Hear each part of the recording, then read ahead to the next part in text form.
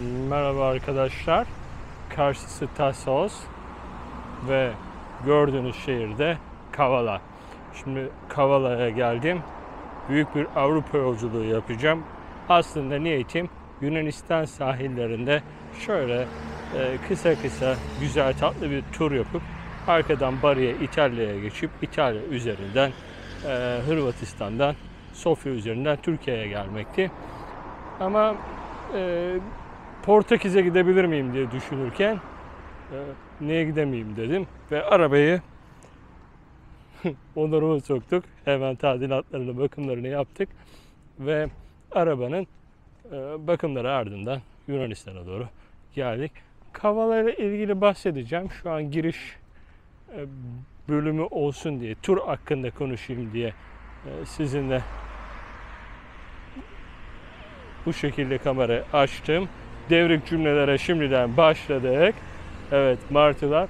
Ege Denizi zaten buralarda çok güzel. Biliyorsunuz ki diğer ucu hemen Saros Körfezi. Bizim de aslında bunlar komşu şehirlerim. Benim oturduğum şehrin komşu şehirleri.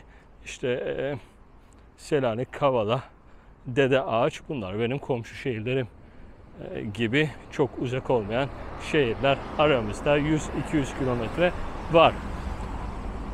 Arkadaşlar buradan yarın Selanik'e geçeceğim. Üsküp hattından da Belgrad, Belgrad'dan Romanya gibi devam edeceğim. Romanya'dan Budapeşte, Macaristan, Macaristan'dan Polonya'ya girebiliriz. Polonya üzerinden de Almanya, Köln, devamında Amsterdam, Paris yapabiliriz. Fransa sahillerine uzanıp İspanya'nın kuzeyinden devam ederek Atlantik Okyanusu'na, Portekiz kıyılarına doğru inmeyi düşünüyorum. Bu benim arabamın da son yolculuğu olacak. Araba biliyorsunuz ki Türkiye'deki 81 ili gezdi. Aslında araya bir Fas sıkıştırmak istedik. Program çok yoğun ve bu yoğun programa böyle hızlı bir giriş yaptık. Dediğim gibi planım Yunanistan, İtalya'ydı. Şimdi önümüzde takribi 20-22 gibi bir ülke sayısı olacak. Sınırlardaki duruma göre değişkenlik gösterebilir. Yollardan biraz bahsedeyim. Yollar, ben biliyorsunuz ki otoyol kullanmayı sevmiyorum. Biraz Kavala'ya yaklaşırken otoyol kullandım. Çünkü yollar tek şeritli, hız kameraları çok fazla. Bu nedenle bir otoyol deneyimi de oldu. Normal yolları Türkler kullanmıyor. Otoyollarda da biraz arkamızdan Azrail kovalıyormuş gibi gidiyoruz. Arkadaşlar, yani trafik kurallarına uyalım. Türk olduğumuzu her yerde belli ediyoruz. Üzücü. Yani selektör atıyorsunuz. Yani trafiği karıştırıyorsunuz otoyollarda. Herkesin muhakkak acelesi var. Yunanistan'daki otoyollarda zaten iki şeritli sahil plaj hattı var.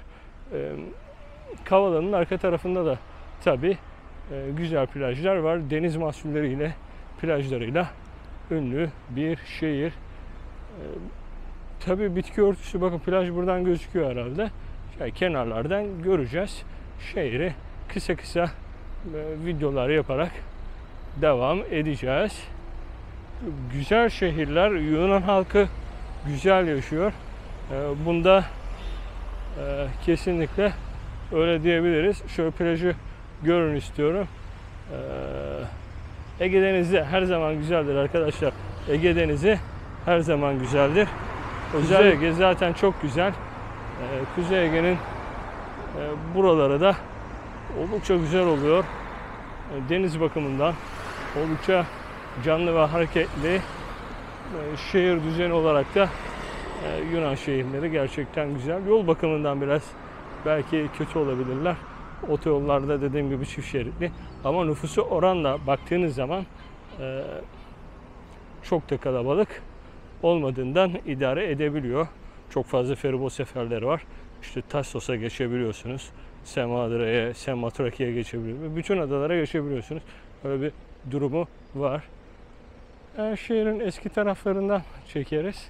Bu şekilde şimdilik bir giriş konuşması yaptık. Hava biraz sıcak. Liman bölgesindeyiz. Bakın karşıya feribot yanaştı. Sıcak olduğu için siesta vakti Yunan halkı biraz eğlenmeyi seviyorlar. Denize giriyorlar. Çok güzel, çok keyifli yaşadıklarını düşünüyorum. Ben de tabii kendi evimde oldukça keyifli yaşıyorum ama kendi muhitimde veya Türkiye'nin tamamını gezen biri olarak Türkiye'deki insanlar keyifli yaşıyorlar mı? Kesinlikle hayır. Sokaklar boş bu sıcakta. Ama yemek yemek için mekanlarda olan birkaç kişi var. Bakın peyzaj çalışmalarını göstermek için biraz da size kamerayı açtım. Yoksa sıcakta ne video çekmek ne de böyle konuşmak istiyorum. Çok güzel palmiyelerle süslemişler. Karşı taraf Eskişehir, yani Old Town olarak geçiyor. Kavalalı Mehmet Ali Paşa'nın evi de orada. Birazdan orayı ziyaret edeceğiz. Şehirde tuhaf olarak şey de var. Arkeoloji müzesinden tütün müzesine kadar birçok şey var.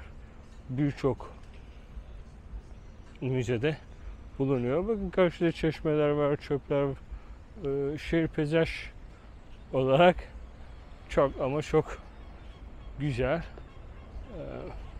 Restoranlar emin olun akşam dolu olacaktır. Çok keyifli.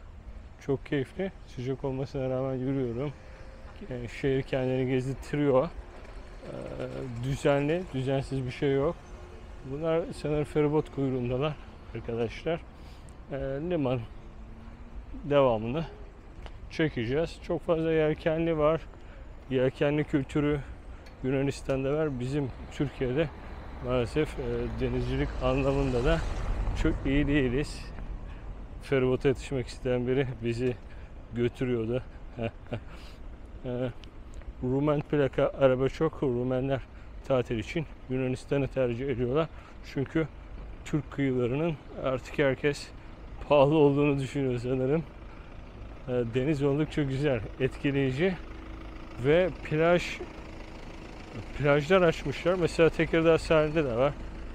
Kimse girmek istemez tabii Tekirdağ merkezde. Merkezi bir yerde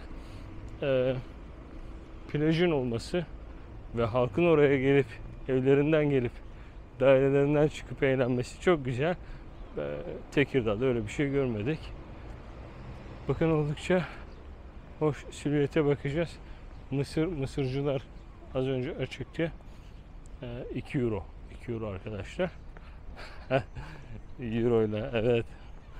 Tabii Hindistan'ı özleriz fiyat bakımından ama gördüğünüz gibi şöyle kaleyi de size göstereceğim. Kale yukarıda. Kaleye çıkmayacağız. Zaten ben bir tepeden indiğim için oraya çıkmayacağım karşıya herhalde. Şöyle karşıdaki alanda biraz gezmiş oluruz.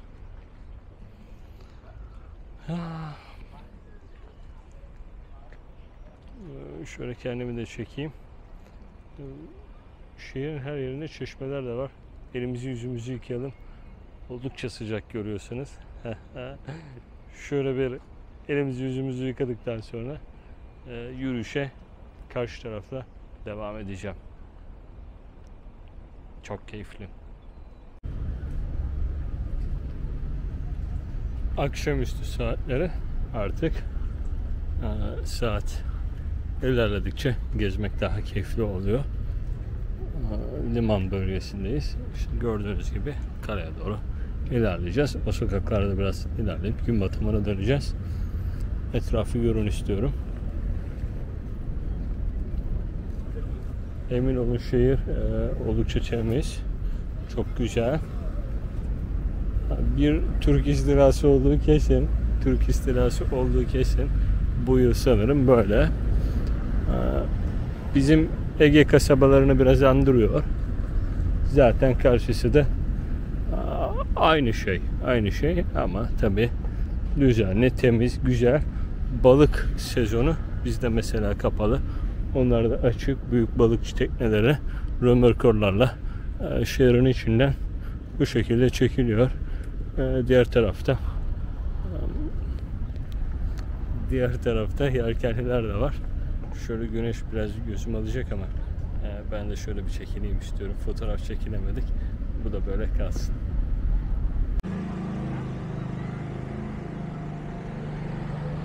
Evet. Eskişehir'e doğru geldik. İçerilere girmeden şöyle size surları da göstereyim. Ve bir güzel kilise. Şöyle devam edelim. Sokakları da görmüş olun istiyorum. Biz bir gölge bulursak iyi olacak.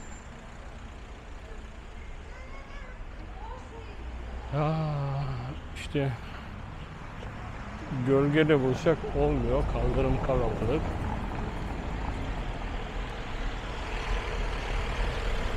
Böyle yavaş yavaş tırmanalım. Buralara çıkarken terledik. Şöyle konser etkinliği olduğu için hızlıca geçeceğim arkadaşlar. Şurada da göstereyim size hemen. Evet.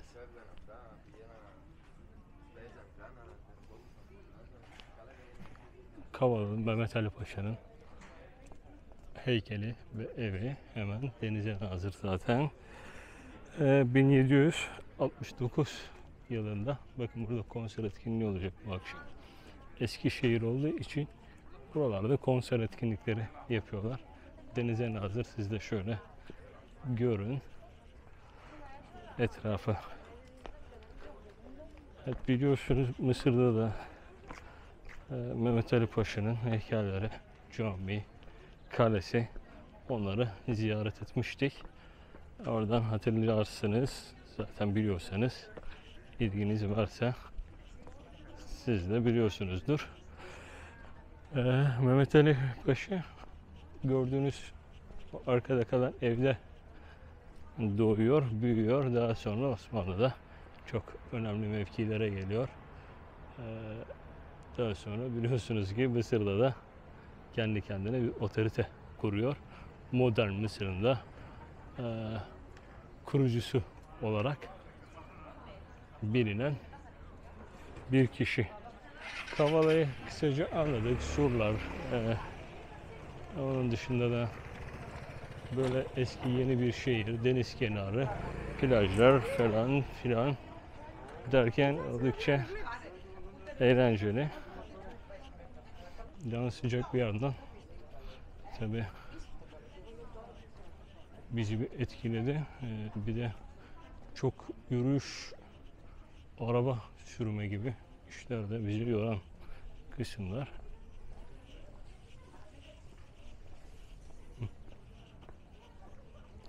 Bir yere kadar gidebiliyoruz sanırım. Belediyeleri kapamışlar. Bunu da bu şekilde görebiliriz. Tamamdır. Bir de gün batımı çekelim ve Kavala'dan hoşça kal diyelim. Çok bir şey anlatamadık ama benim de yorgunluğuma verin. İlk günün yorgunluğu, yarın da Selanik'te olacağız. Bakalım. Arkadaşlar biraz kendime vakit ayırmak adına videoları kısa tutacağım. Halen Eskişehir'in içerisindeyim, Altdoğan'dayım. Mehmet Ali Paşa'nın, Kavala'da Mehmet Ali Paşa'nın doğup büyüdüğü sokaklar. Bugün buradaydık. Yarın dediğim gibi Selanik'te olacağız. Oldukça güzel bir deniz şehri. Mehmet Ali Paşa'da Mısır'a, biliyorsunuz ki daha önce de söyledim, modern Mısır'a şekil veren adamdır. Buradan çıkmış ve Osmanlı'da büyük yerler edinmiştir. Bugünlük bizden bu kadar olsun. Yarın Selanik'te ufak ufak çekeriz. Biraz alışveriş yapayım. Daha sonra da dinlenmeye geçeyim. Arada belki fotoğraf çekerim. Hoşça kalın. Kavala oldukça güzeldi.